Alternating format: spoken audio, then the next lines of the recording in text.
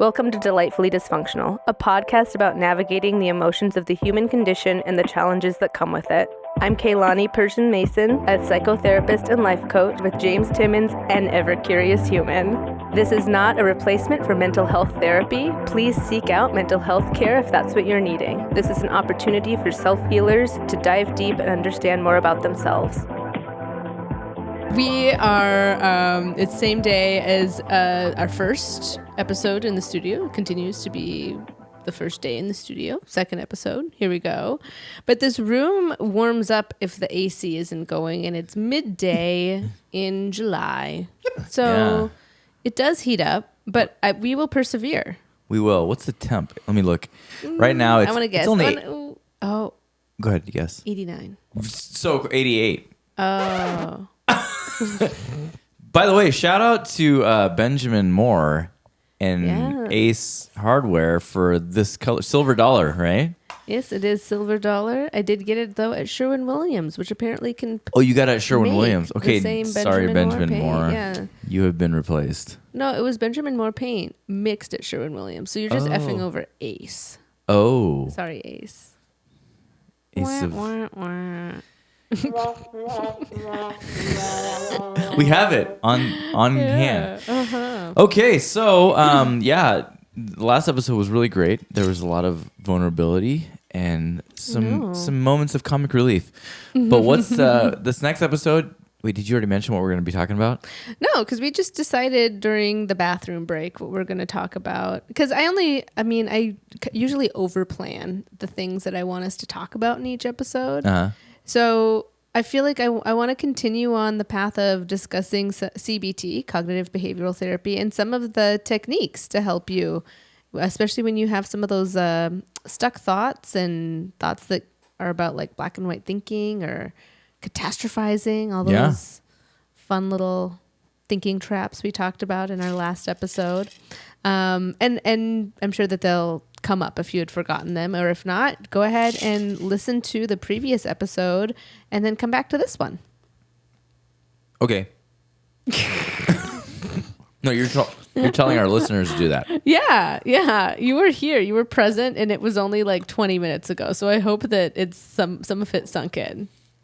Some of it. I put a piece of ice in my mouth. I'm so sorry. That's such a mistake. I know. Can you hear it? Such a mistake. So I can't really talk. Wait, do you have any summer trips planned? No. No. No, actually, I'll be going to Seattle on July 15th to a Mariners game. Oh. And my mom will be there. Oh, nice. I'm going with my brother. I'm so sorry. You guys can hear the ice. Let me just finish it. Okay. Zach is having too much all these new fun sound with effects sound are effects. fantastic. It's such a nice element. Yeah, I like it. Yeah. Get it out of your system. Yeah. Get it out of your Exactly. system today. All I can think about though is those like those old school like Tiffany and Joe in the morning, that kind of thing, and then there's all like the sound effects, and I don't want to go that route. I don't want to go that route. You feel powerful with I do have a lot of tools. Yeah. You know, I don't want to speak for all of our tech. I don't want to speak for our listeners, but I feel like they want you to just go all in with the sound effects. Oh, do you? Oh my. Do you really feel that way, James? I do. Okay. Oh gosh. I don't know what's happening. Let's not do it. Let's not. It's so tempting. Well, the buttons are in front of me. I mean, I am a man, and these are colorful, glowing They're brightly, buttons. yeah, they're bright. tempting to me. And you can just push them, and things happen. Yeah. We could do an advice segment, guys, and for the advice segment, I could be the guy, Well, the thing is, I have a question. Oh, we'll disguise your voice. Yeah. And in the video, we could just put a silhouette in. You know how to do that. I have to fan Silhouette James me. because Yeah. he's hot in there. He's like melting at this room. No, it feels great. I feel comfortable. But what about you guys? You guys have a few planned, right? Well, we've already had a couple. I just got back from the Denver Psychedelic Science Conference, which was amazing, but I think that we'll be diving into some more of that later in the future. But that was such an amazing experience. So I just got back from that. I didn't really get to explore though. And coming up now, I'm really excited. We're going on a 1-week road trip to Vancouver, British Columbia. And we're going up to like the Olympic Peninsula, which I've never been to, and taking a ferry to Victoria. There we go. Nice. And I'm just really excited.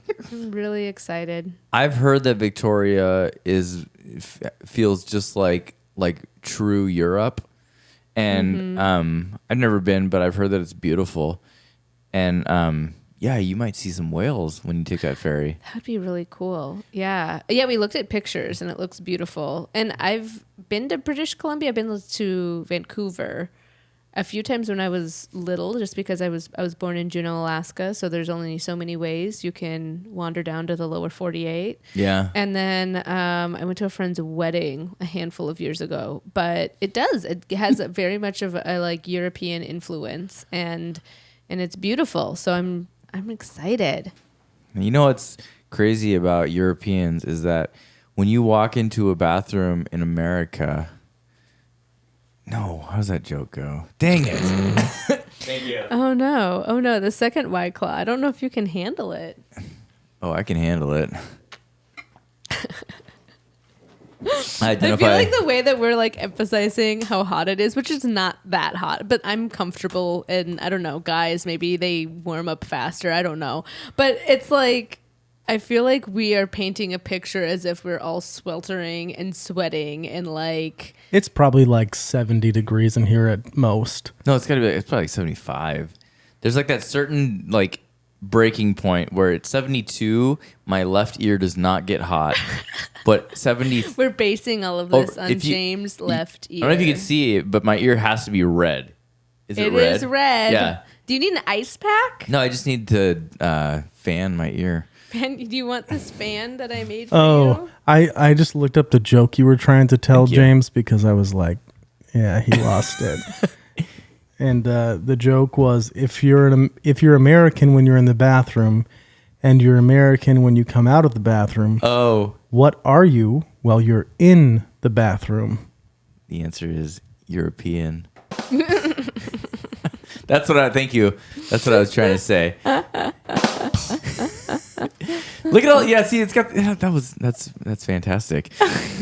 So, yeah, so think of that when you're. I'll think of that when I'm a peon. Yeah, but you can be that European in a bathroom in Canada too. Mm-hmm. You know, here's something I hope is not the case in Canada that was in many places in Europe we went to. You had to have change on you to go to the bathroom. Do you remember that? Oh, really? Yeah. In several places in Europe, actually. Yeah. That's silly. Because you have the public restroom, you have to like pay to use it. I like this other podcast called Flightless Bird, and it's about this New Zealand guy who is kind of been stranded in America since COVID, and the differences he has. So he had a whole episode on bathrooms, and that apparently in America, like the number of public restrooms is so ridiculously low in comparison to other countries and other areas, and like the reasoning for why certain bathrooms have gotten closed that used to be public. So I'm now all for, like, I would carry change if I knew that there was more access to bathrooms and like I knew that they'd be clean. Yeah, it was cheap. I mean, it was like just a few cents, but there was an attendant at every bathroom that we went to. If I run for president, I promise no cracks between the stalls and more public bathrooms for all. I'd vote for you. Yeah. Oh! Ooh, my followers. Keilani 2025. The one that was weird though also was in Amsterdam.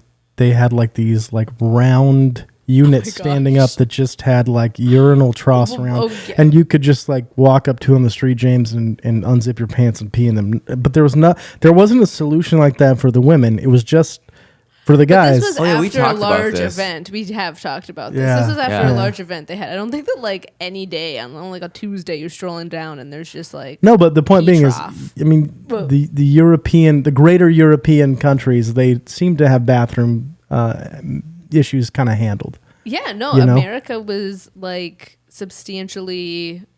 We have abandoned the issue of bathrooms. And other countries have been more, it's more likely that they have more public restrooms. Well, American restrooms a lot of them have been closed, public restrooms. And I was also a fan in France. There was water stations everywhere. Oh, yeah. That you could fill your water bottle with regular or sparkling water. Ooh. And that was just like a public service. It was free. But you could just put that button and get some sparkles in your water. Sparkling water is more interesting. Like whenever I'm like really obsessed with my nutrition, I drink a ton of water. I got to mix it up with some sparkling water. Yeah. You know, because the taste buds. Yeah, it tickles your tongue a little bit. Yeah. A little bit more. Makes it more interesting. If you could, a friend asked us this question last night, and I think this would be fun. If you could live anywhere in the world, where would you live? And why? I would live in West Richland, Washington. I'm just kidding. Lame. I don't know. I got to think on that one. What, did you guys already have your answers ready and teed up?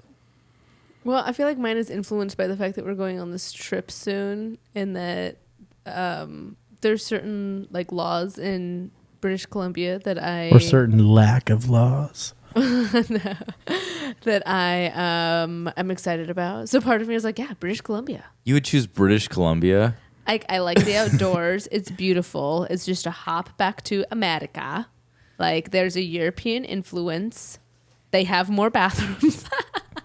And for all our listeners, James is fanning himself right now, and I really want you to say, "Oh Lord, have mercy!" every time you do this. Oh Lord, have mercy! I can't. Lord, have mercy! I wish he had I do declare. I do declare. I do declare. I do declare. That's okay. So I feel like there's a lot of reverb in my voice right now. But I've been to Vancouver, and it was cool, but I wouldn't say it was like the best place I've ever been. But if I could live anywhere, it would be between Hawaii and like Montana, but like near Glacier National Park. Although apparently it snows a ton over there. There's a lot of snow. I also was torn between South Africa because I did live there and it was wonderful. But I don't know that its current state is where I'd want to live. I need to learn a little bit more. But there's a lot of people that I knew who lived there and moved away because it's become more dangerous. But there's just like a really magical quality to South Africa. Yeah.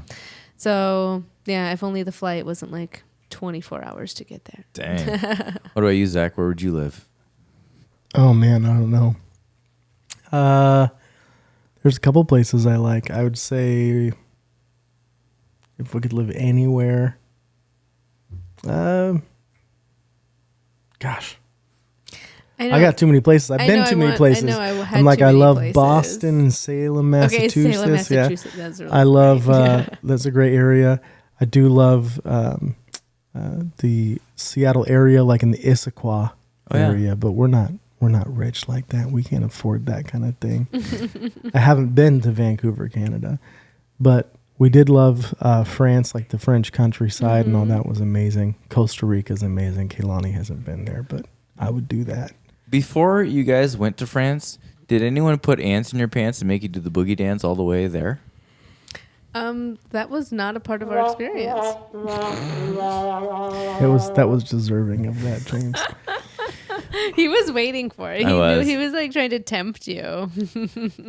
And the button was just right there ready for me, you know? Mm-hmm. Sorry, for those of you now cringing, that's a joke that I used when I was a child often. Yeah.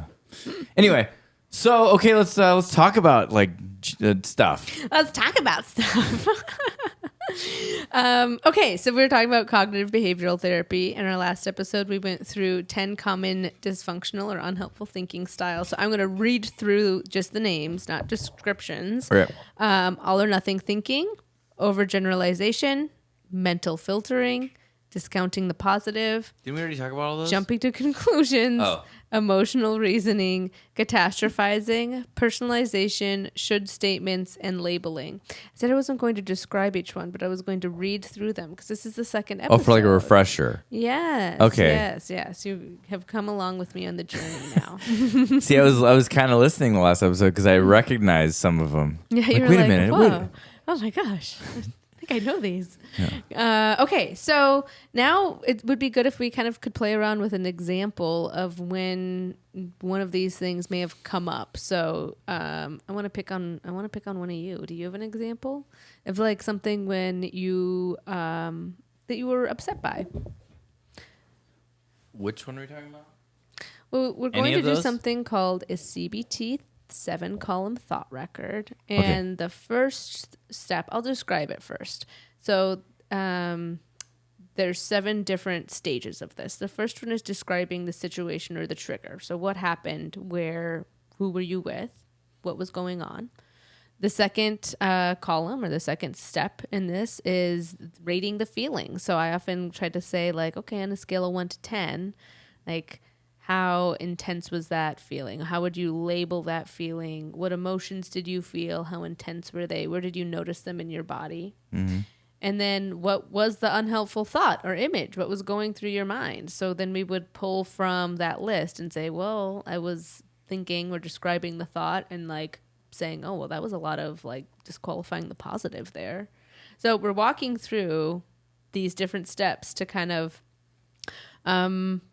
see more reality and less of the tint that we might put on what's going on, or kind of updating the prescription that we're viewing life in, because a lot of these unhelpful thinking styles can leave you feeling obviously worse about yourself, but it's not a productive way to think. It's not a helpful way to think and solve your problems. It usually keeps you feeling like you have more out of your control, or like it's kind of stripping you from a sense of worthiness. So I'd have to think of an example for myself real quickly if we want to do it that way. But if you have a situation that's come up where you think maybe there was some unhelpful thinking going on.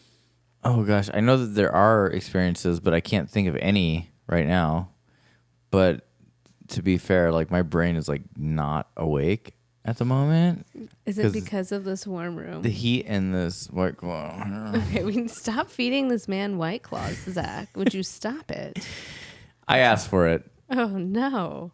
But anyway, okay, so you said you have maybe if you share an example, then that will like, help me recall some examples that I can relate with, Okay, I feel like I have to think a little bit.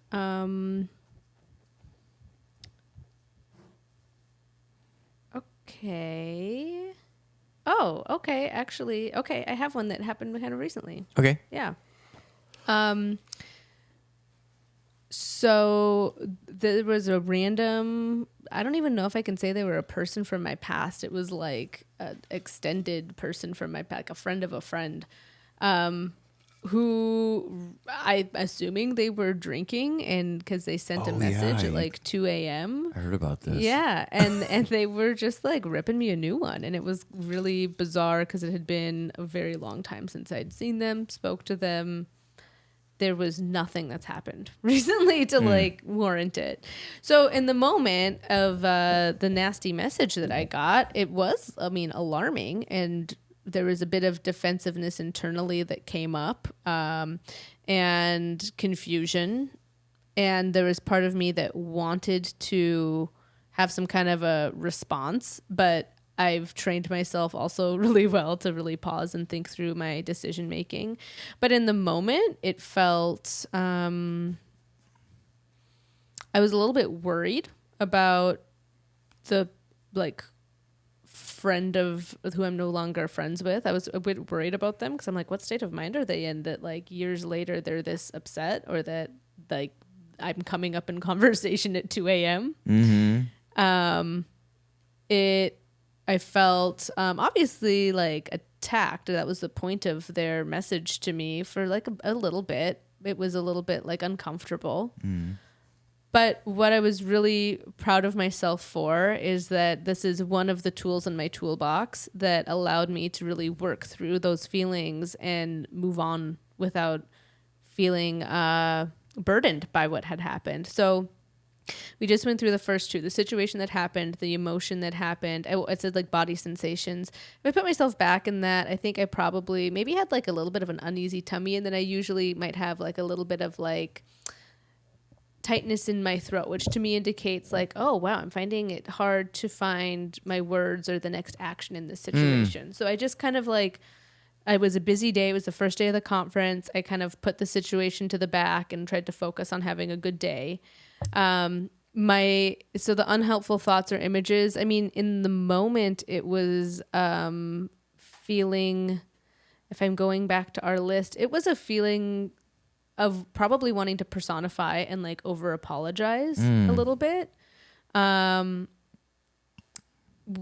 also, that was a big feeling. I don't know that there was any, maybe a little bit of mind reading or fortune telling, only because I have zero idea why this came up out of the blue. So there were a lot of questions, but nothing that I like lingered on too long. So again, I think that the ease and the practice in doing some of these things, it really helped expedite this process for me. But I could certainly recognize, there was a pull to want to respond, and like, what were some of the helpful thoughts that were maybe like wanting me, like rallying for that, I guess, which was the minority. But the next piece is the facts that support that unhelpful thought, which would mean that I have to really question, well, I have no frickin' idea. I can't assume. I have no idea what's going on in that person's life. I haven't talked to them in years. And there's no point in me like overthinking this because I don't even have interaction with them. Why would I put my energy towards this? Yeah. And then facts that are against this unhelpful thought. So like kind of going back and forth. Well, is there any reasoning here that I should feel bad and that I should look at that? I really try to put myself in check. Yeah. And then an alternative, more realistic and balanced perspective. So what I came to when I got to that point was this person I'm no longer friends with and they're no longer in my life. That didn't mean I didn't stop caring about them. Like I send them care and I truly hope that they're doing well.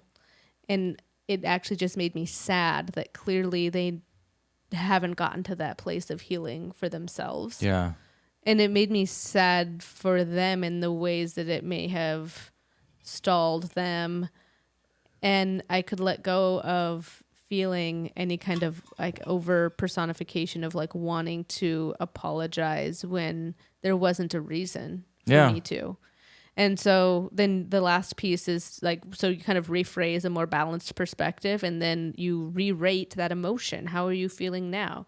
What could you have done differently? What worked for you? So if I re-rate that emotion and reflect on it, like, no, I feel pretty at peace. Like it's unfortunate that that's the way that this situation went, but I'm very at peace with like the integrity in my decision making and like not responding for sure. I don't need to put my energy and dedicate time and effort to convince someone who is clearly determined to see me in a negative light with limited information and perspective. So it came to a place of peace, but a lot of that peace has to come through acceptance and grief. There is a piece of acceptance and grief that, wow, I don't know. It's sad that we will clearly have different perspectives about the situation, or that you are wanting so clearly or badly to see things this way. Yeah.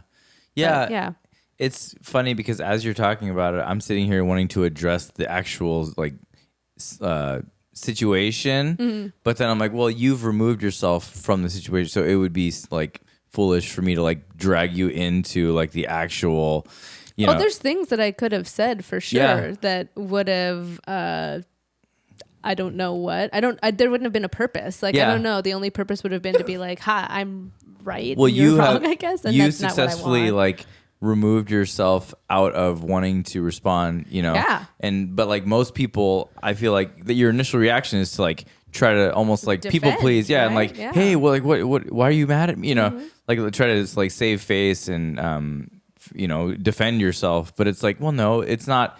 I can't take this personally because I literally did nothing.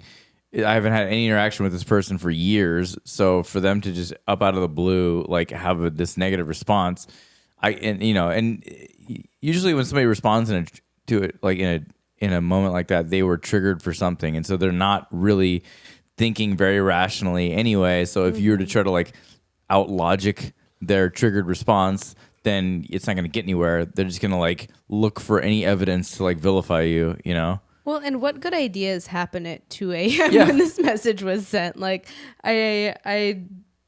this wasn't someone I desired to like maintain a relationship or a connection with. So it felt, it obviously was a little bit sad that there was so much bitterness being targeted at me. Yeah. And that was alarming. But again, I think that speaks to how skewed a perspective someone can have of you if they're really determined to make you the villain in their story. Yeah. Well, and it's also like, have you ever been like on Facebook and you like or just you're thinking about some random person and you check up on them and you see that you're not friends with them anymore and they're like, oh my gosh, they unfriended me. Well, then it's like triggering. It's kind of like the same feeling where you're like somebody out of the blue, just you get a negative reaction out of them. But your initial reaction is just like self-preservation almost. And I'm being purposely vague. Yeah. Clearly, if there were something that I needed to take ownership and accountability for, like I feel like I really try to do that. I feel like I'm someone who really wants to look at that, and it's more important for me to like move through life with humility than to pretend like I don't do things incorrectly or wrong. This just wasn't a situation that like fit into that mold. Yeah. But anyway, so that's one way of working through like the 7-column thought record, is to really kind of be questioning your thoughts and like where you're drawing your conclusions. I think it can help to like slow down decision making. This was a tool that I remember in high school even I would use, especially when it would come to like just the drama that can happen with high school and like the things that come up, and it brought a lot of balance. So this can easily be found from just searching thought record sheet, 7-column or CBT thought record, and it can be a tool that you can use as well. So there's all of these are pretty easily accessible to find if you search like CBT and helpful thinking styles, CBT 7-column thought record. That's all interesting. Okay, so I still haven't thought of like my own personal experience that I can contribute, but I can think of the way that I've felt in similar situations, because you asked, you specifically said like, where do you feel it in your body, right? Mm-hmm. And I feel it like in my esophagus. Like I feel tenseness like right at the base of my neck. Yeah, that's where I feel it too. That's like, and it's almost like I feel like a burst of energy of like desperation. I remember when my now ex-wife and I used to get in an argument, I would just start cleaning for some random reason. I'd be like all worked up and I would like organize and clean and sweep and stuff like that.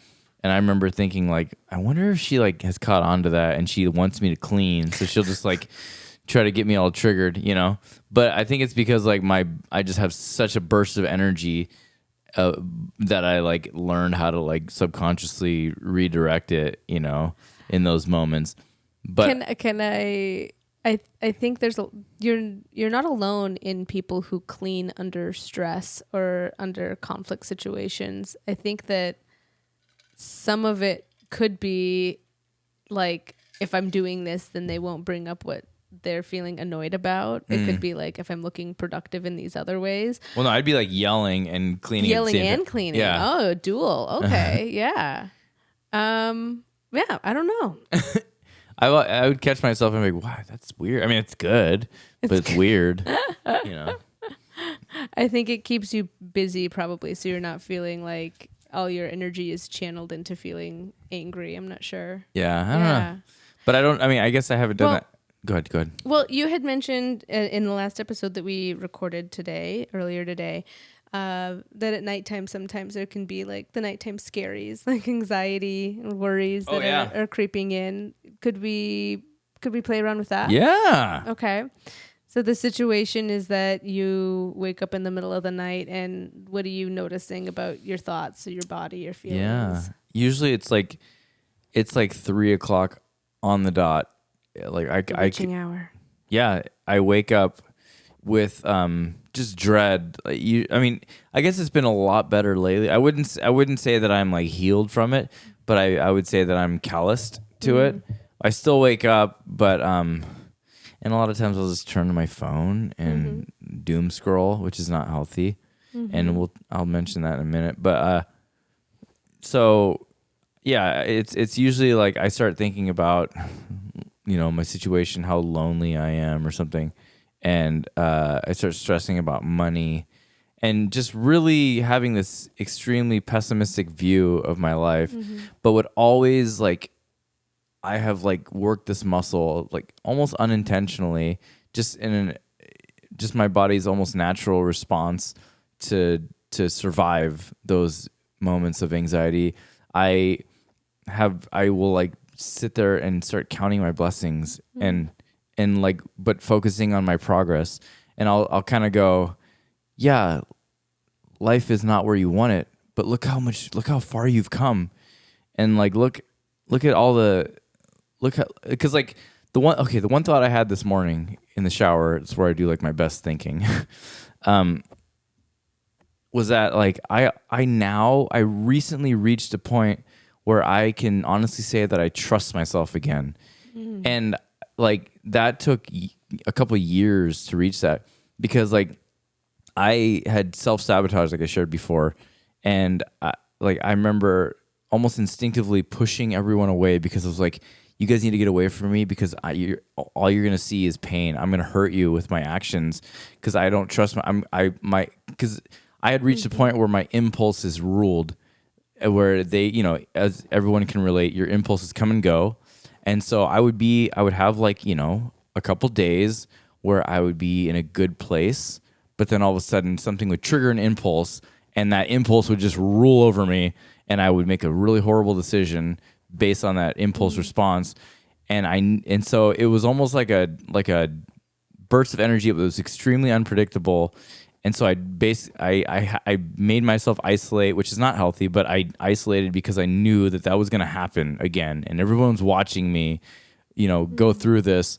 And so I pushed everyone away, and I was like, I don't want you to hear from you guys until I can get this under control. And that has been like the biggest fight of my life the last couple of years, was just I learned that my impulses I allowed them to reach this point, like the good wolf, bad wolf parable. My bad wolf was so well fed, and it was stronger than the good wolf.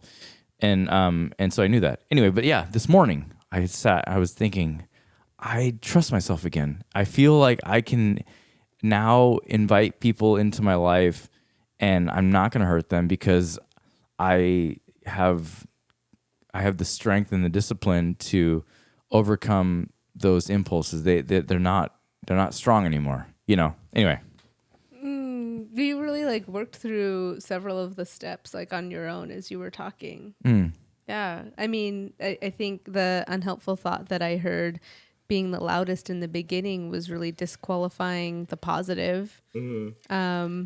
And maybe even some like black and white thinking in comparison to like what things used to be like. Yeah. Right.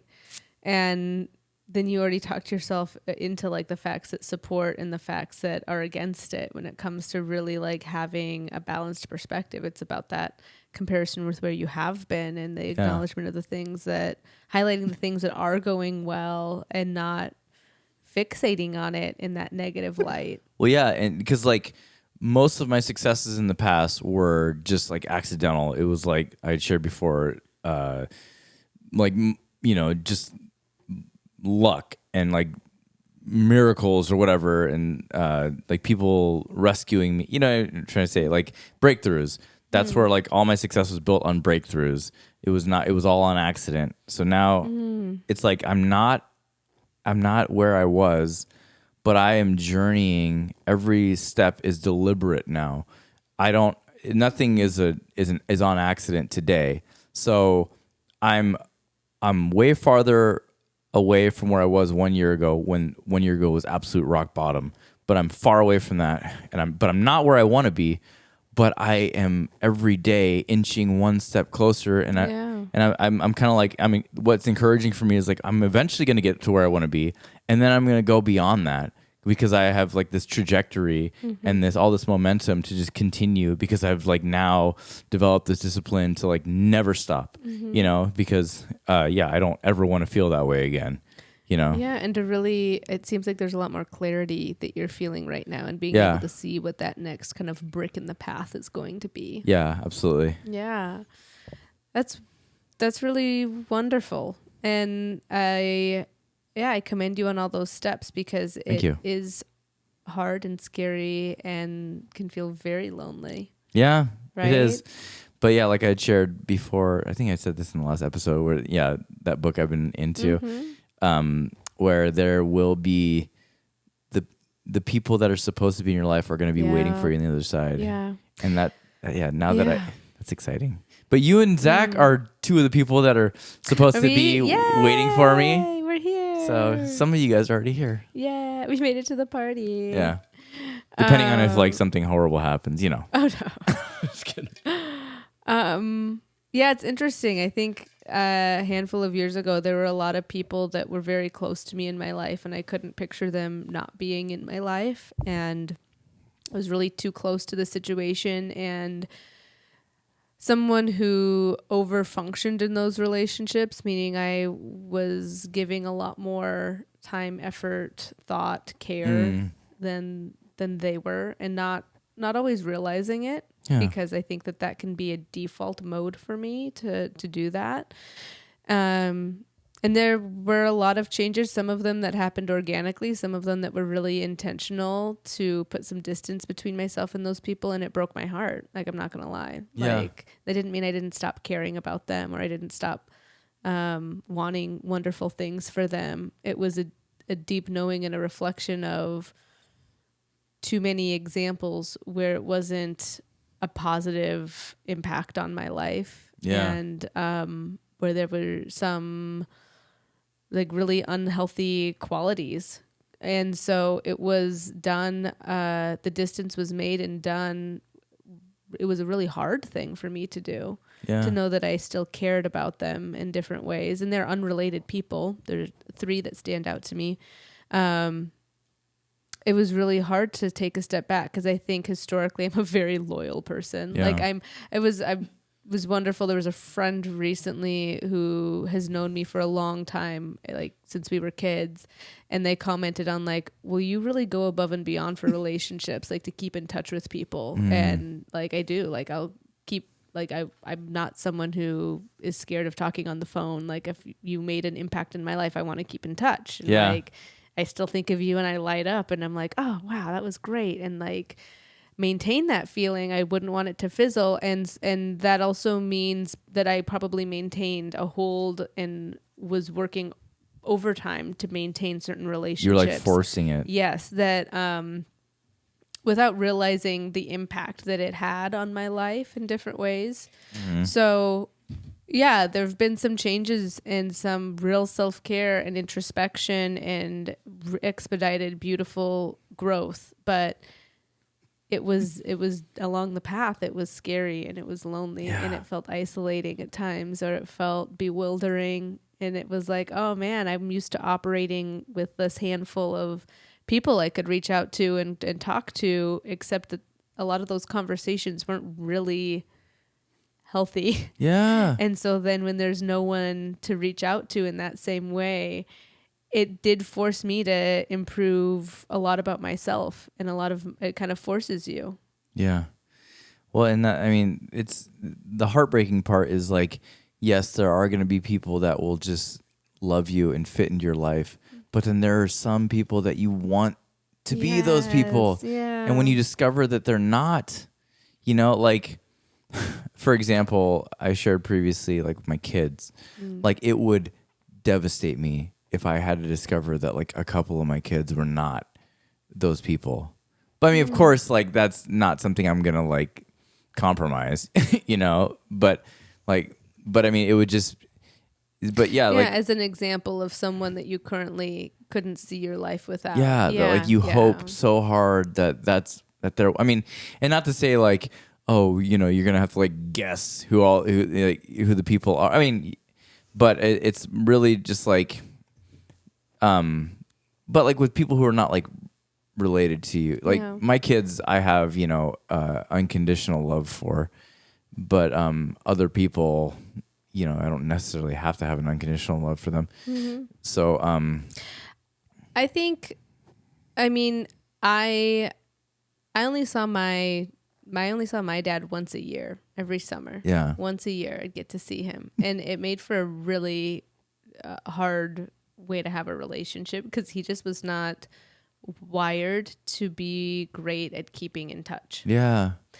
So you have, and currently, like, we're closer than we've been in a long time. Mm-hmm.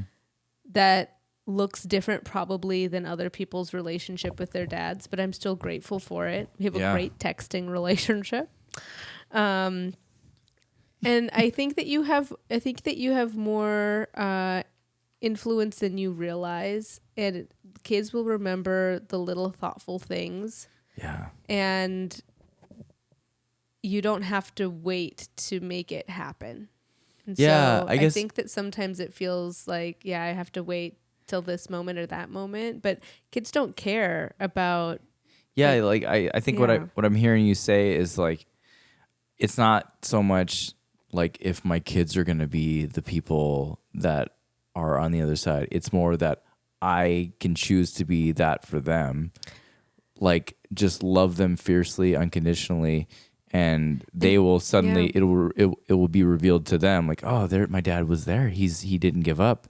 He loves me. It's about connection. Yeah. Like how can you create those moments of connection where where you can tune into them? Yeah. And that doesn't require elaborate amounts of money or, that's crazy. That's the one lie I've been telling myself. Go ahead. No, it doesn't. I mean, in one of our rooms right now is a cardboard dog mansion for our little dog. And like every year we end up making some kind of cardboard creation that is like a roll of duct tape. Like that's all that it cost us. That's true. And we've made a rocket ship before. I believe we've made a car and some other kind of fort. So like there's all kinds. It's not about the amount of money that you have at all. It's about, are you taking the time to really connect? Yeah. And that's like my situation where I'm like trying to like start dating, and people keep telling me, well, James, you got a lot of kids. So that's, a deal breaker for a lot of women. And then, it's almost like I'm like, oh, well, they don't have to be involved in my kids' lives. But the other day, I'm like, you know what? Fuck them. Like, I want somebody who's going to be excited about my kid. That's part of me. I'm not going to compromise that. And so that's another, like, it's so people pleasing and like trying to like ready yourself for dating are so similar because I'm trying to like project how I want to be perceived. But really it's like, no, just go do you. And then the right people will come, And so, it's just like I need to just really, really lean into and own just being unashamedly myself, and like like the right people will be there. I have multiple friends who got remarried and came into that second marriage with like a handful of kids. Yeah. And then kids are great.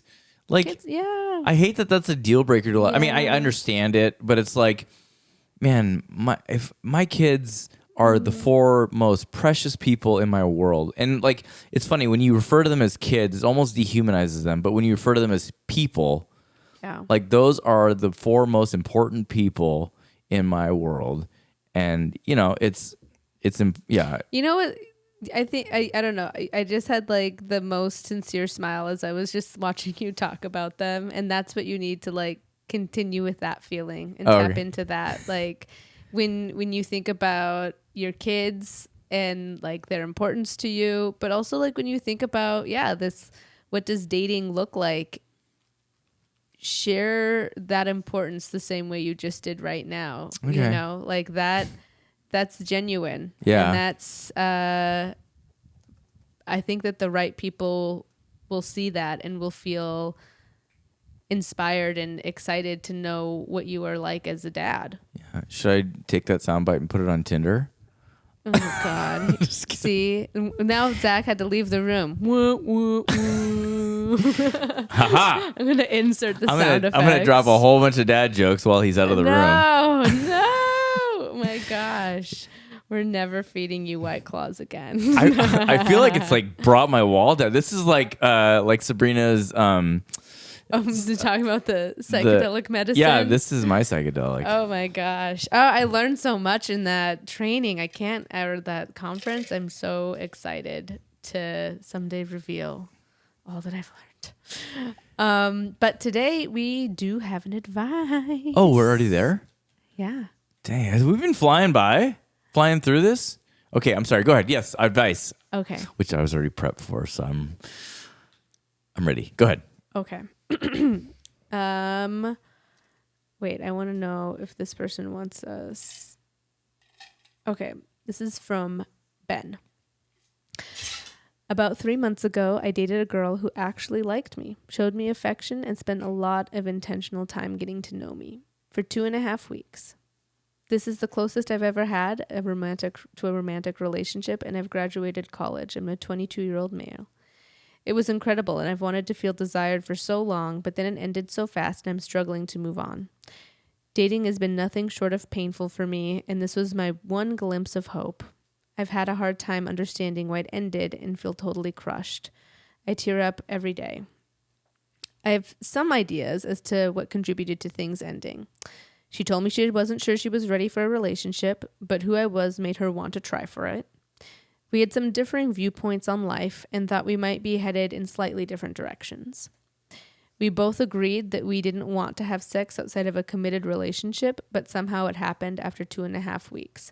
I was a virgin until that point and have been celibate since. So when he said sex outside of a committed relationship, they had sex with each other and that wasn't a committed relationship, because I think there's an interpretation. You could have thought that there was like cheating, but that. No, I got it. Yeah. During sex, she said she didn't want to lead me on, and I lied and said I only wanted sex because at that point it felt that it was the only way for me to continue spending time with her due to differing viewpoints.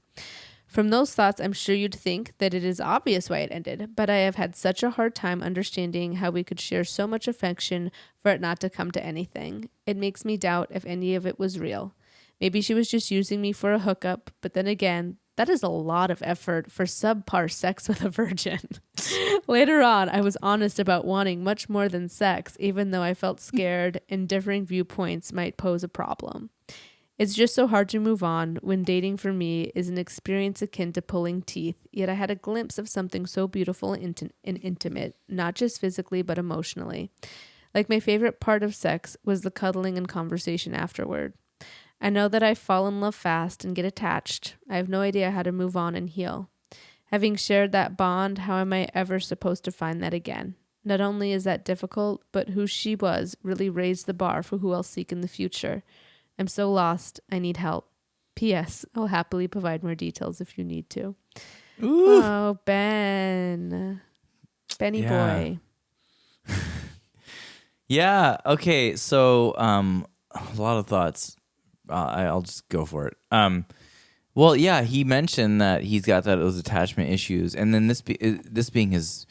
I mean, there is so much that happens your first time. I mean, I shared about mine. It was not special, but that's okay. I wanted it that way.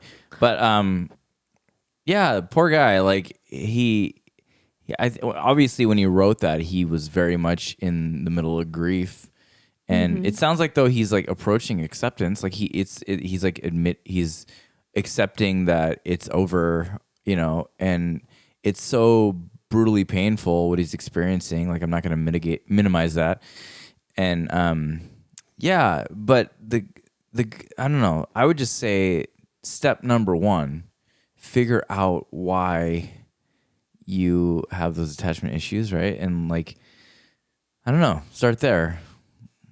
I mean, I'm curious as to more of his personal history and viewpoints. Those would be some other questions I'd ask him. I think our body and our hormones have a job to do, and they're going to they've been activated.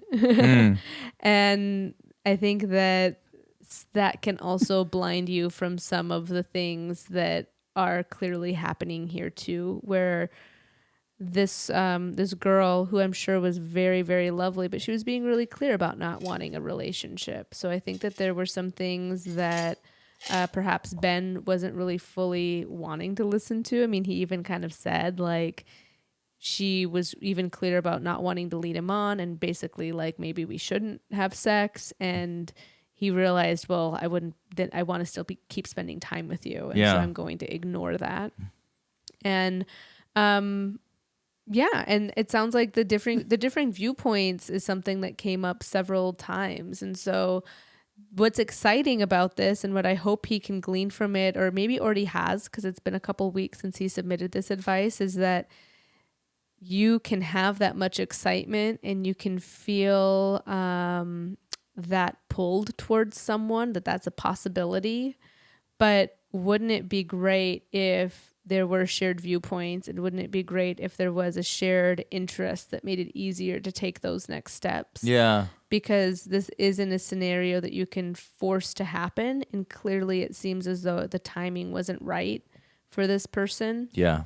Even though I'm so glad you got to experience what that kind of like emotional intimacy and physical intimacy is like. Good for you, Ben. But I think that first love, or that first lust, even if that's what we would maybe call this instead, it's really powerful. It's really powerful. And I don't want you to feel as though that this isn't possible with someone again who would hopefully be more aligned with you and with what you're wanting. Yeah. I mean, this is going to be something that you're going to experience a lot in your life, Ben.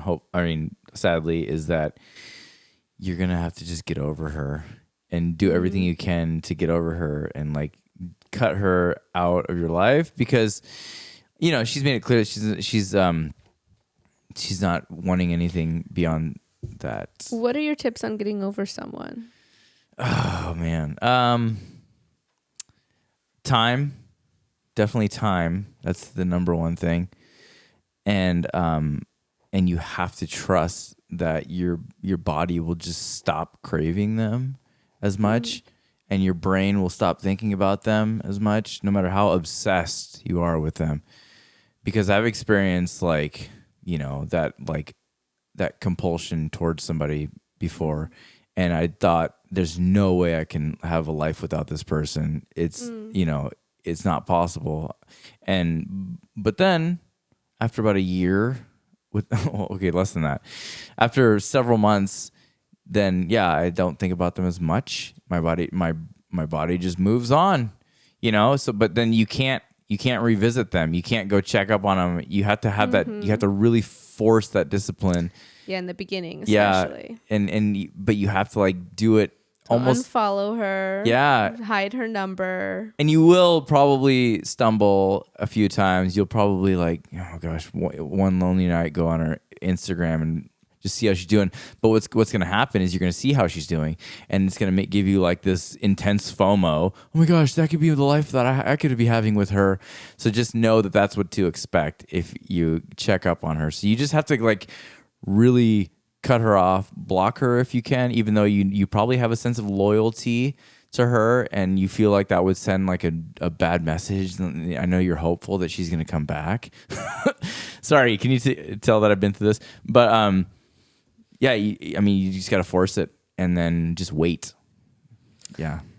I think that those are good tips. I think also like if Ben could sit with a little bit more of like, what are the viewpoints that he would like to be aligned with on someone, and where could he find someone who has more of that perspective? Yeah. Then that might also create some options that maybe, I don't know, where this person, it seems like that would have been a continuous struggle.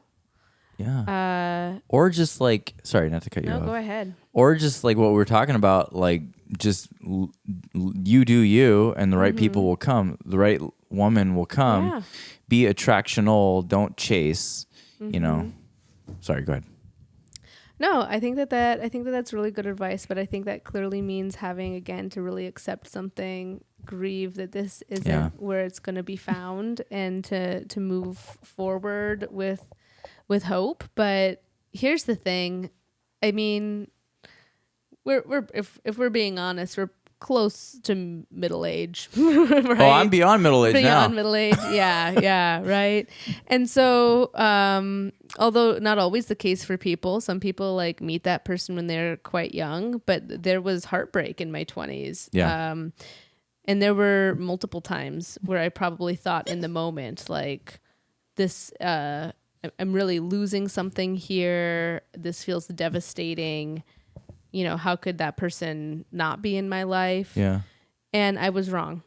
And so I think that that's a good insight to take away. Like, sometimes the combination of our hormones and youth and just not having had more of those experiences tells us that this must be the only way, and this feels so wonderful, and this is like, drinking the best nectar out there, and so I must like have it. And life will introduce more people, and hopefully what you can gain from this experience are the ways that were really compatible for you with this person, and the things that weren't. Like, try to take it as a lesson to move forward and continue working towards finding someone who's a really compatible and lovely fit for you. Yeah. I had one more thought. Yeah. Sorry. The one thing that was really helpful for me when I was like trying to get over somebody is that I realized that I was truly experiencing grief, and that's something that I think is worth saying, because like a lot of times for some reason we only feel like we're allowed to experience grief from an actual death, so then we're like, no, there's no way I can be experiencing grief. But you absolutely are experiencing grief, and you have to realize, and so go study the grief process, and you'll notice that the place that you get tripped up the most is that bargaining part, where it's like you're a flood of hormones and you'll do anything to bring them back. So then you do something stupid, and then it just like it starts the whole clock over for you, But so you have to be mindful of that, and and just give it time. Yeah. We understand how you feel, though, Ben, and we are rooting for you as you kind of come to peace with all of this. But we know that there's going to be more fish in the sea. Yeah. We have faith for that for Ben. He's 22. He's got life to live. I'm almost double your age, Ben. That's weird. Yeah, I'm 41. I guess I'm not good quite there. Yeah. So I have full faith that that Ben is going to come out of this with some wisdom, and hopefully apply it to the next female who catches his attention. Yeah. And she might, but also, I'm sorry, one last thought. Yeah. Like, there's such a pressure in our culture of, it's like a race against time. Like, I'm in my 20s, I got to start like thinking about my future and finding the person I'm going to marry. Yeah. And so he probably thinks, I'm now speculating, but he probably thinks he's only got so many years before it's like, oh my gosh, I'm older than everybody. But don't buy that lie. You're gonna find the person if you find the person. That's something I forget about being 22 too. There was such a rush to want the, like, I don't know, security of a relationship or a home or a career. There's so much in flux when you're 22. Yeah.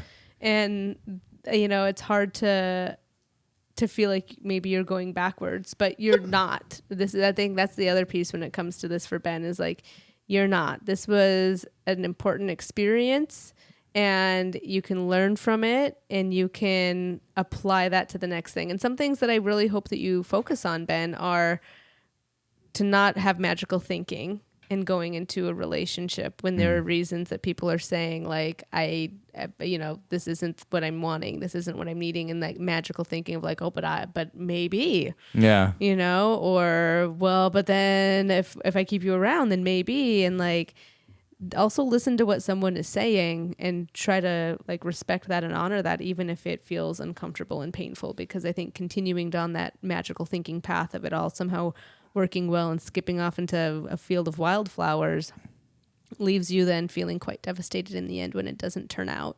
Yeah. So that's one piece, and that maybe feels a little bit harsh, but kind of like take it for what it is. And then like moving forward, you can approach situations with such like you'll be able to really know when it's someone who's being real and someone who there's a chance with, because there'll be integrity in what they're saying in their actions. They'll say, I'm so sincerely interested. Yeah. And I want to keep getting to know you. And then they'll dedicate time to doing that. Mm-hmm. And there's some mixed messages I think that Ben may have gotten from this person, but I'm only have our little entry from him. But we so we would like much. more information though, Ben. Yeah. Yes, please give us an update. We'd love to know how you're doing now. And we're cheering you on in your growth and in your healing from this. We've been there. Yeah. Yes. Yeah. Thank you so much, delightful humans. The sauna that is our new studio is heating up. So we're going to take a break, but we love getting advice from you and being able to receive it with just our open hearts and wanting to provide the best insights we can. So please continue writing in and letting us know what it is that you might want some clarity on that hopefully we can provide. And are there any lingering thoughts that you have, James? Nope, they're all gone. They're all gone. My head is empty. Oh man, thanks again. Please like, share, and comment, and we will look forward to seeing you in the next one. What's that? Goodbye. Bye.